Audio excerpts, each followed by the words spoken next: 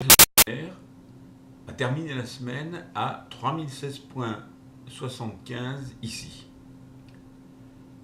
Il était donc en recul de 8,57% par rapport à vendredi dernier, ce qui est très gros. Que risque-t-il de se passer la semaine prochaine ? Eh bien, il est vraisemblable, si vous regardez bien effectivement cette situation, qu'après un tel recul, ici, le CAC va rebondir à la hausse. D'ailleurs, il a déjà commencé un petit peu. Rien ne dit que ça va continuer, mais il semblerait quand même que c'est à peu près ce qui va se passer.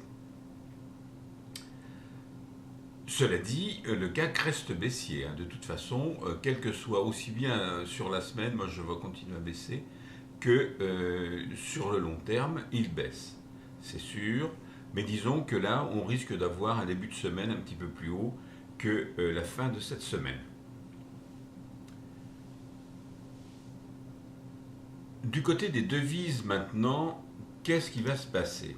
Eh bien, on va dire que le 16 janvier, ici en clôture, il fallait 1,3289$ pour obtenir 1 euro. La semaine dernière, il fallait 1,3430$ pour la même quantité d'euros. Le dollar a donc bien remonté effectivement contre l'euro, mais peut-être que les choses sont en train de s'inverser. Si vous examinez en effet d'un peu plus près cette courbe, vous voyez ici un rebond sur la bande inférieure de Bollinger. Ce rebond peut très bien continuer, même si la moyenne mobile à 20 jours est orientée plutôt vers le bas. C'est-à-dire que les cours ici vont remonter un petit peu. Je vous rappelle que quand les cours remontent ici, ça signifie que le dollar s'affaiblit devant l'euro. Donc il y a de fortes chances, peut-être jusqu'à la fin de la semaine, puisque c'est le 20, enfin non, c'est même pas la fin de la semaine, c'est je ne sais plus quand, c'est mardi prochain, pardon, que le nouveau président des États-Unis aura son investiture tout à fait officielle. Alors, est-ce que ça joue ? Je ne peux pas vous dire, on verra bien.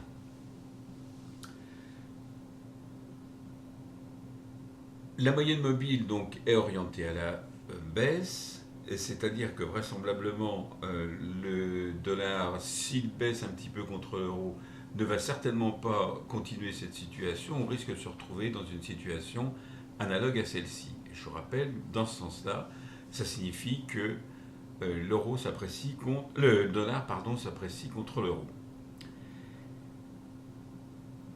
Donc une situation qui est pour l'instant, disons, à déterminer, parce que c'est difficile de conclure très précisément. On manque un petit peu d'années quand même. C'est pas parce qu'il y a une chose ici, il y a un chandelier blanc ici, que tout le reste de la semaine va être constitué par des chandeliers blancs. Et maintenant l'or. Eh bien l'or, il me surprend toujours. Hier, il a terminé à 815,70$ l'once et il a eu un plus haut à 817,30$, donc en légère hausse par rapport à la semaine dernière. La moyenne mobile à 150 jours, celle qui me sert beaucoup, cette moyenne mobile à 150 jours a été franchie largement à la baisse, c'est-à-dire que en fait, à partir de maintenant, on peut considérer qu'elle ne sert pas du tout de support, comme ici, mais plutôt de résistance, puisque vous voyez, les cours viennent buter contre. Bon, cela dit, moi je pense toujours à une poursuite de la hausse de l'or en direction de mon objectif de 1000$ l'once, même si cet objectif est repoussé au mois de mars, par exemple, je ne sais pas, peut-être même avant, en fonction d'ailleurs de la manière dont évoluera l'économie aux États-Unis en particulier. Alors cela dit, je vous souhaite de passer une excellente semaine boursière et je vous dis à la semaine prochaine.